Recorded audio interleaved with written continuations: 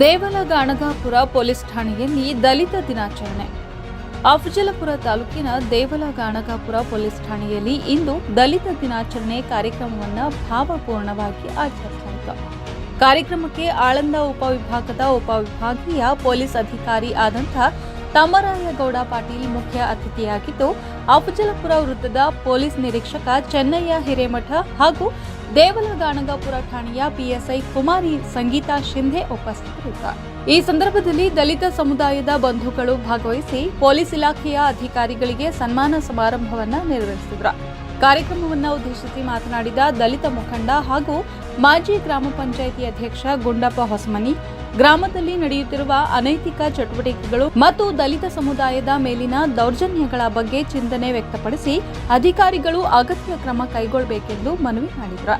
ಅಂತಿಮವಾಗಿ ಮಾತನಾಡಿದ ಡಿವೈಎಸ್ಪಿ ತಮ್ಮರಾಯಗೌಡ ಪಾಟೀಲ್ ಹೇಳಿದರು, ಇಂತಹ ದಿನಾಚರಣೆಗಳನ್ನು ಆಯೋಜಿಸುವ ಉದ್ದೇಶ ಗ್ರಾಮೀಣ ಪ್ರದೇಶದ ಜನರಿಗೆ ಕಾನೂನಿನ ಅರಿವು ಮೂಡಿಸುವುದಾಗಿದೆ. ಅನೇಕರು ಕಾನೂನು ಹಕ್ಕುಗಳನ್ನು ತಿಳಿಯದೆ ದೌರ್ಜನ್ಯಗಳನ್ನು ಸಹಿಸುತ್ತಾರೆ. ಇಂತಹ ಸಂದರ್ಭದಲ್ಲಿ ಮುಖಂಡರು ಹಾಗೂ ಸಮಾಜದ ಹಿರಿಯರು ಜನರಲ್ಲಿ ಜಾಗೃತಿ ಮೂಡಿಸುವ ಕಾರ್ಯ ಮಾಡಬೇಕು. ದಲಿತರು ಅಥವಾ ಎಸ್ಸಿ/ಎಸ್ಟಿ ವರ್ಗದವರು ಎದುರಿಸುವ ಯಾವುದೇ ಅನ್ಯಾಯದ ಬಗ್ಗೆ ತಕ್ಷಣ ಪೊಲೀಸ್ ಠಾಣೆಗೆ ಮಾಹಿತಿ ನೀಡಬೇಕು. ಮೊದಲಿಗೆ ಠಾಣೆಯ ಪಿಎಸ್ಐ ಅವರಿಗೆ ತಿಳಿಸಿ, ಕ್ರಮವಾಗದಿದ್ದರೆ ನನ್ನ ಗಮನಕ್ಕೆ ತರಬಹುದು. ನಿಮ್ಮ ಹೆಸರು ಗೌಪ್ಯವಾಗಿರುತ್ತದೆ.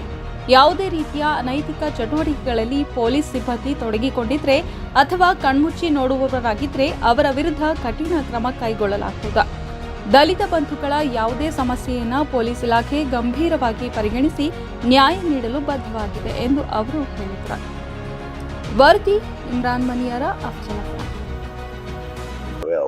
ಎಲ್ಲನೂ ನನ್ನ ಗಮನಕ್ಕೂ ತಂದಿದ್ದಾರೆ. ಈ ಕಾರ್ಯಕ್ರಮ ನಾವು ಎದಕ್ಕೆ ಮಾಡ್ತಾ ಇರ್ತೀವಿ ಅಂದರೆ ಇದೇ ಉದ್ದೇಶದಿಂದ. ಅಟ್ಲೀಸ್ಟ್ ನಮ್ಮವ್ರು ಏನು ತಪ್ಪು ಮಾಡ್ತಾ ಇದ್ದಾರೆ, ಎಲ್ಲಿ ಏನು ತಪ್ಪಾಗ್ತಾ ಇದೆ, ಅದರಲ್ಲಿಂತೆ ನಮಗೂ ತಿಳುವಳಿಕೆ ಆಗ್ತದೆ. ನಮ್ಮ ಜನ ಏನು ಕೆಲಸ ಮಾಡ್ತದೆ ಅನ್ನೋದು ನಿಮಗೂ ಮನವರಿಕೆ ಆಗ್ತದೆ. ಇದು ಸಮನ್ವಯವಾಗಿ ಒಬ್ಬರಿಗೆ ಸಂಬಂಧಗಳ ಬಿಲ್ಡಪ್ ಆಗಲಿ ಅನ್ನೋದೇ ಉದ್ದೇಶದಿಂದ ಈ ಕಾರ್ಯಕ್ರಮ ಮಾಡ್ತಾ ಇರೋದು. ಈಗಾಗಲೇ ಇವರು ಗುಂಡಪ್ಪ ಅವ್ರು ಹೇಳಿದ್ರು, ಖಂಡಿತವಾಗಿ ಪ್ರತಿ ಬೀಟಿನಲ್ಲಿ ನಮ್ಮ ಸಿಬ್ಬಂದಿ ಸಂಬಂಧಪಟ್ಟ ದಲಿತ ಕೆರೆಗೆ ಹೋಗ್ತಾರೆ, ಅಲ್ಲಿ ಮೀಟಿಂಗ್ ಮಾಡ್ತಾರೆ, ದಲಿತ ಕಾಲನೀಸಿಗೆ ಭೇಟಿ ಕೊಡ್ತಾ ಇರ್ತಾರೆ. ಸಿಬ್ಬಂದಿ ಮಟ್ಟದಲ್ಲಿ, ತಾಲೂಕಾ ಮಟ್ಟದಲ್ಲಿ CPI ಹಾಗೂ ಪೊಲೀಸ್ ಸ್ಟೇಷನ್ ಮಟ್ಟದಲ್ಲಿ PSIಸು ಪ್ರತಿ ತಿಂಗಳ ಕೊನೆ 4ನೇ ವಾರ ಅವರು ದಲಿತ ಮೀಟಿಂಗ್ ಮಾಡ್ತಾ ಇರ್ತಾರೆ. ಅವರು ನೀಡಿರೋ ಉದ್ದೇಶ ಒಂದು ಕಡೆದು ಒಳ್ಳೆಯದು, ಒಂದು ಕಡೆದು ಕಷ್ಟ ಸಾಧ್ಯನೂ ಆಗ್ತದೆ.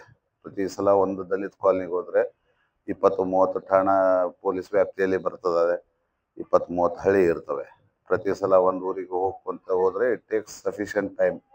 ಅದಕ್ಕೆ ಎಲ್ಲ ಗ್ರಾಮದ ಮುಖಂಡರು ಒತ್ತಾಟಿ ಸೇರಿದ್ರೆ, ಈಗ DYSP ಮಟ್ಟದಾಗೆ ನಾನು ಬಂದಕ್ರೆ ಒಂದೇ ಹೋಗಿ ಒಂದು ಗಲ್ಲಿಯಲ್ಲಿ ಮಾತಾಡಿ ಬಂದರೆ ಸಂಪೂರ್ಣ ಬೇರೆ ವಿಷಯಗಳನ್ನು ನಮ್ಮ ಗಮನಕ್ಕೆ ಬರಲ್ಲ ಅನ್ನೋ ಉದ್ದೇಶಲಿಂದ ತಾವು ಹೇಳಿದ್ದ ಅಧಿಕಾರಿ ಮಟ್ಟದಲ್ಲಿ ಪೊಲೀಸ್ ಸ್ಟೇಷನ್ ಮಟ್ಟದಾಗೆ ಖಂಡಿತವಾಗಿ ನನಗನ್ಸಿದ ಮಟ್ಟಿಗೆ ಎಲ್ಲ ಅಧಿಕಾರಿಗಳು ಭೇಟಿ ನೀಡ್ತಾ ಇರ್ತಾರೆ.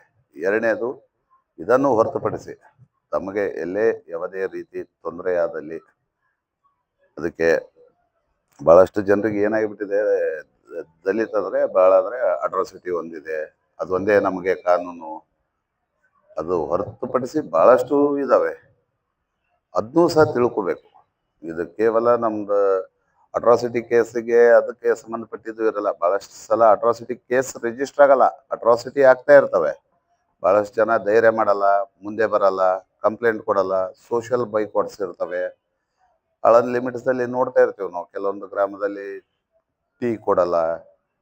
ಆ ಥರ ಇದ್ದರೆ ಖಂಡಿತವಾಗಿ ನಮ್ಮ ಗಮನಕ್ಕೆ ತೊಗೊಂಬನ್ನಿ. 100% ನಮ್ಮದು ಫಸ್ಟ್ ಟಾಪ್ ಪ್ರಿಯಾರಿಟಿ ಸೋಷಿಯಲ್ ಬೈಕಾಟ್ಸ್ ಬಂದಾಗಬೇಕು. ಎಲ್ಲ ಸಾರ್ವಜನಿಕರಿಗೂ, ಎಲ್ಲರೂ ಮನುಷ್ಯರೇ, ಎಲ್ಲರಿಗೂ ಸೇಮ್ ಹಕ್ಕಿರ್ತದೆ ಬದುಕಕ್ಕೆ. ಇವತ್ತಿನ ಕಾಲಕ್ಕೆ ಭಾಳಷ್ಟು ಕಡಿಮೆ ಆಗಿದೆ. ಸುಮಾರು ನಾವು 90, ಇಲ್ಲಿ ಹಿರಿಯರಿಗೆ ಗೊತ್ತಿರಬೇಕು, 90-90